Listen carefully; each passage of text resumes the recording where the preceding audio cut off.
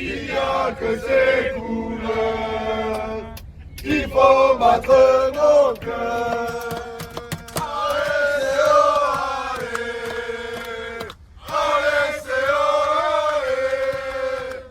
Allez, c'est oh, allez. Allez, c'est oh, allez. Salut mes irréductibles, j'espère que vous allez bien. On se retrouve pour le débrief de Castres-Montpellier. Comme tu le sais ici, on commence toujours par des dédicaces et surtout par remercier les supporters de Puissance Castres, de la Torcida et des amis du rugby. Et oui, parce que eux, ils étaient encore une fois au rendez-vous. La victoire, non. Bon, tu l'as compris, c'est comme je t'avais dit dans mon dernier débrief, on s'est fait battre, mais plus léger que ce que je pensais. Donc, les dédicaces. La première dédicace va être pour Émilie Bonner. Voilà. Elle a fait une vidéo avec ses enfants où c'est qu'ils ont acclamé les joues. Ils ont fait comme s'ils avaient fait la composition. Et donc, ils seront dans une vidéo de remerciement qu'il y aura à la fin de la saison. Oui, oui, je te fais une annonce comme ça. Et ensuite, il y aura la dédicace aux supporters de Montpellier qui étaient derrière Puissance Castres. Parce qu'on a passé un bon moment, très bon moment, dans l'esprit rugby, la convivialité et surtout l'amitié, ce qui est le plus important dans le rugby. Donc, on commence par cette 5 premières minutes où tu mets de l'engagement, mais tu es imprécis. Montpellier défend très fort. Voilà. On sait pourquoi ils sont à cette place dans ce championnat. Ça défend très très fort. Et tu as cette... Puis ils récupèrent. Ils attaquent. Et il y a cette commotion sur Jérémy Fernandez. Il n'y a pas de contact entre les deux joueurs castrés. Donc moi, j'aurais bien aimé Canal+, qui montre les images. Alors, ça n'aurait pas changé la physionomie du match, je pense. Parce que je pense que notre équipe, aujourd'hui, elle est un peu moribonde. Voilà. Mais, s'il y a un coup de coude dans la tête, et c'est carton. Donc ça aurait été bien de le voir. Mais M. Rousselet a dit qu'il n'y avait rien, que c'était dans le jeu. Donc c'est peut-être dans le jeu, il s'est peut-être assommé en allant plaquer, je ne sais pas. Mais j'aurais bien aimé avoir les images. Voilà. Parce que les images, on ne te les montre pas. Et j'ai essayé, tu vois qu'un angle, tu vois rien. Donc, il y a cette première commotion. Et derrière Montpellier, il déroule avec un Verhaeghe qui est stratosphérique, ce jeune, enfin, ce joueur. Et il y a cet essai. Alors le premier essai, tu le prends bien sûr à 14 contre 15, puisque tu as Jérémy Fernandez au milieu du terrain, peu cher, et comme ça. Mais, Pierre, Colonna, depuis quand un centre, ça peut rafuter un talonneur? Je sais bien que vous essayez, mais s'il vous plaît, servez-vous de vos gabarits. Là, vous avez fait un cadeau à cadeau, pour le coup, puis c'est pas le cadeau, le type, tu vois, c'est un cadeau. Puis t'as le deuxième essai derrière dans la foulée. Et oui, notre défense, c'est du gruyère. Alors on va faire, on lève les mains, et pour Monsieur Stefano, on applaudit. Voilà, non, parce que ça fait 3 ans que tu es là, et ça ne défend pas. Donc, il y a un problème. Voilà. Et on va marquer ce premier essai, presque sorti de nulle part. Puis tu vas marquer un second avec un Badiag, même 14 à 12, tu te dis c'est bon. Eh ben non, parce que même là, on reprend un essai de Gruyère. Et il passe devant, 19 à 14. Puis on met un essai à la fin de la première mi-temps. Et on rate la transformation, 19 partout. Là, tu te dis, tout est jouable. Tout est jouable, vraiment. Ben non. Ben non, parce que les lacunes de ces dernières saisons, les lacunes de ce début de saison, vous ne les avez pas réglées. Donc pour tout le staff, on lève les mains et on applaudit. Voilà, vous êtes ridicules. Pas foutu de tenir, je te dis, on n'est pas foutu de tenir 80 minutes.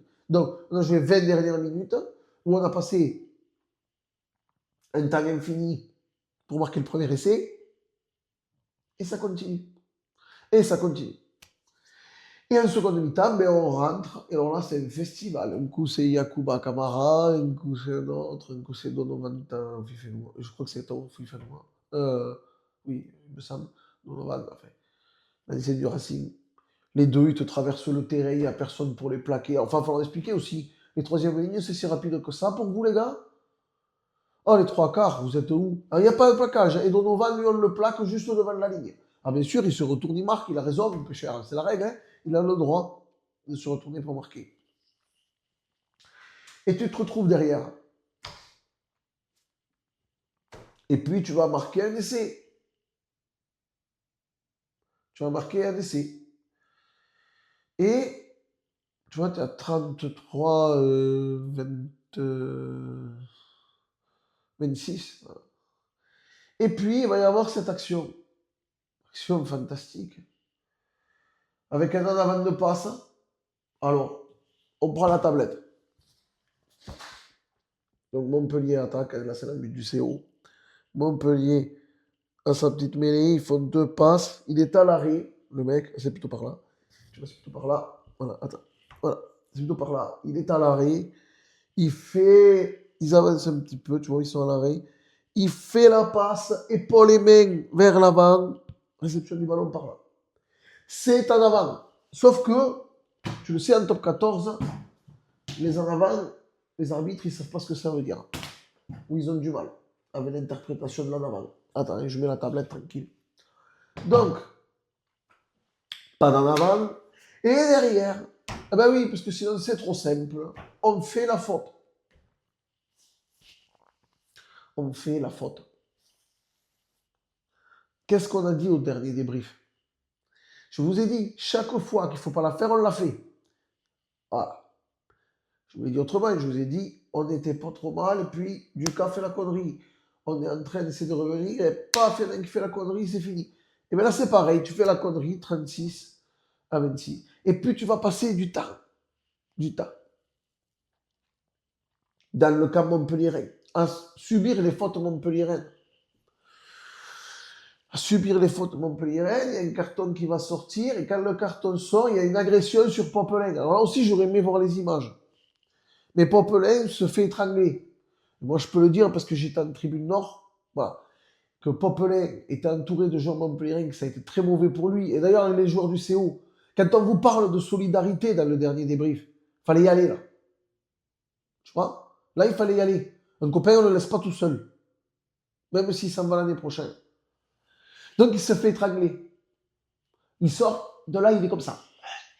OK? Et l'arbitre, j'ai pas besoin de vous, j'ai pas besoin de vous. Alors toi aussi, Rousselet, quand tu as foutu ton carton la semaine dernière, qui servait à rien, parce que le joueur, soi-disant, il a changé la trajectoire,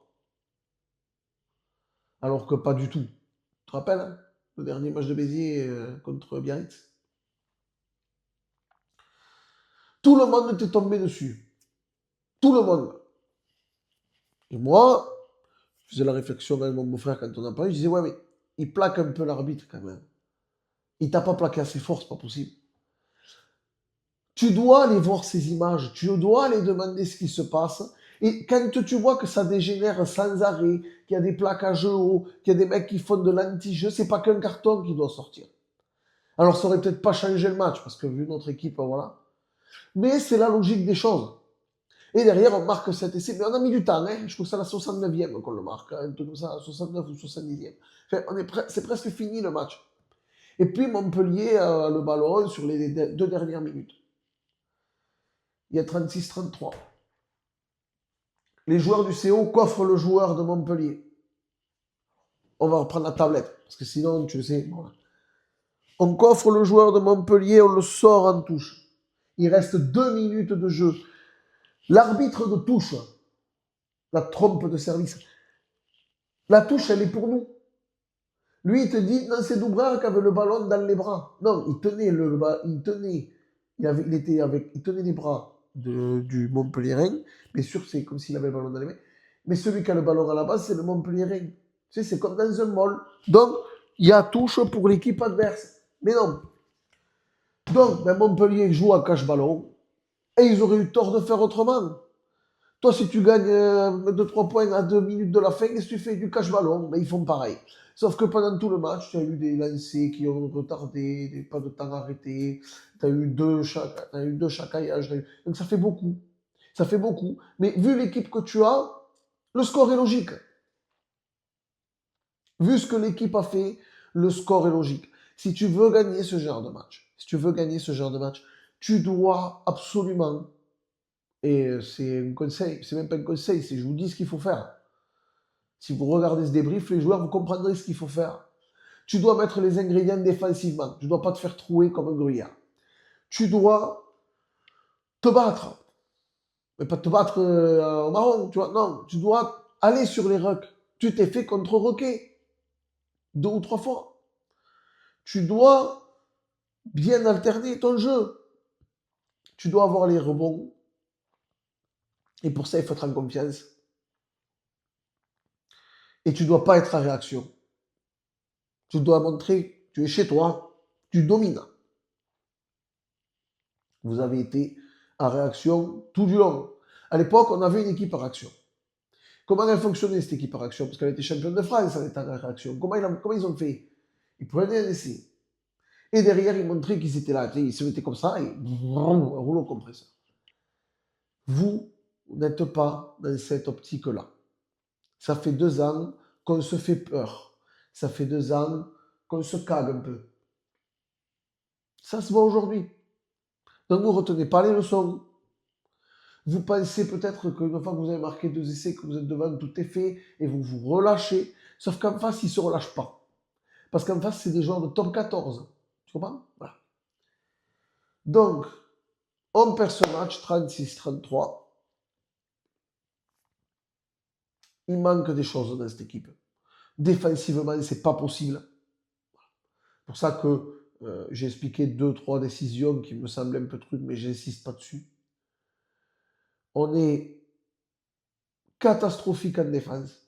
Mais vraiment, c'est pas on a raté un ou 2 plaquages. Si vous regardez le match, vous le verrez.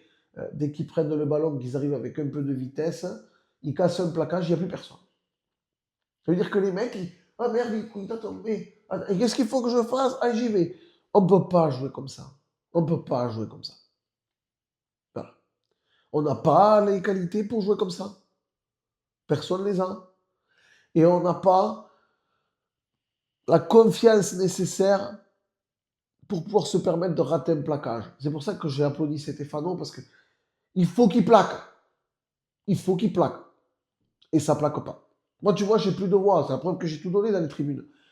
Voilà. Dans quel état vous êtes ce matin, les joueurs? Donc, j'espère que ça va continuer de progresser, parce que mine de rien, on a un petit peu progressé. Mine de rien, tu as des joueurs comme Doubrère qui ont fait leur match. Tu as des joueurs, alors comme Popelin, alors je vais revenir sur ça aussi. J'en ai marre de lire des trucs sur Popelin. J'en ai marre. D'accord? Quand tu as fait ta série de victoires, Popelin était en 10. Ok? Il n'a pas joué de je ne sais pas combien de matchs. Popelin. Là, on lui dit, il a fait 2 mauvais choix, 2-3 mauvais choix. Oh putain, il est nul et c'est sa faute. Non, c'est une faillite collective. Collective. Si Pierre il rate le plaquage, il faut que Goudieu il vienne et il plaque intérieur pour l'empêcher de faire la passe, qu'il le prenne au niveau du ballon et qu'il foute au sol. Ça a été le cas? Non. Ou alors il faut que ce soit Kokagi qui le fasse. Ça a été le cas? Non. C'est une faillite collective. C'est 8 matchs perdus sur 9. C'est une faillite collective. Voilà. Et c'est pas la faute d'un joueur. Et Pierre Popelin, je sais que certains vous l'avez pris en grippe. Je vous le dis, vous avez pris en grippe un joueur qui a joué pendant 1 an blessé avant de venir à Castres. D'accord? Ce mec, il s'est remis de ses ischios à peine maintenant. Et encore, il a des gènes. Mais si vous le regardez jouer, il a exactement la bonne vision du jeu. Il n'est pas mauvais. Seulement, il a des gènes musculaires. Et on joue avec des mecs qui ont des gènes musculaires. Pourquoi? Parce qu'on en revient toujours pareil. Tu fais pas confiance aux mecs que tu es allé chercher. Tu fais pas confiance aux jeunes que tu as été ramené. Eh bien oui, mais tout ça, ça fait que tu fais jouer un joueur qui est un peu blessé, qui fait son maximum, mais qui peut pas tout. Il est gêné, voilà. Mais il est gêné, il te fait quand même pratiquement du 90%. Il a raté un coup de pied. D'accord? Dans l'animation offensive, il a été là. Défensivement, il ne s'est pas trop échappé. Donc, soyez moins dur avec certains joueurs. Il y a des joueurs, on peut se permettre d'être dur. Comme par exemple, Guillaume Ducas, qui fait systématiquement les mauvais choix en touche. Voilà. quand on est à 5 mètres au début du match, il ne faut pas voler ce ballon. Il faut le prendre. Tu captes? Tu descends, molle, et on avance. Et on a vu que quand tu as fait ça en seconde mi-temps, tu les as mis à la faute, tu les as mis en difficulté. Tu aurais peut-être pu avoir un autre résultat à la fin. Pourquoi tu l'as pas? Parce que tes choix sont mauvais. Tes choix en touche, ils sont mauvais. Devant, tu es en difficulté. Ça s'est vu. Oui, j'espère qu'il reviendra mieux la saison prochaine. T'as pas avancé. Tu t'es fait pénaliser. Donc la discipline, pas bonne. Tu as des imprécisions. Beaucoup trop d'en avant à mon goût. Voilà. Donc forcément, tu ne peux pas gagner ce match. Voilà. Je vais m'arrêter là.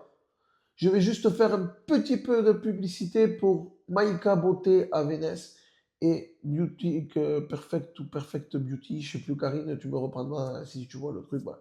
Leur faire un petit peu de pub. Ces deux personnes, elles font des soins du visage, etc. J'avais promis que je leur ferais, enfin, j'avais promis que je le ferais à une, je le fais aux deux parce que je pense que les deux, voilà, elles méritent. Donc il y en a une qui est à Vénès, l'autre à Lautrec. Voilà. C'est tout pour aujourd'hui. N'oubliez pas que seul on va vite, mais ensemble on va plus loin. Que notre devise, elle est là. Tous ensemble. Donc il va falloir essayer de retrouver un groupe pour la saison prochaine. En tout cas, nous les supporters, il ne faut pas se désunir. Il faut pousser ensemble. Et comme on le dit souvent dans les tribunes, allez le CO.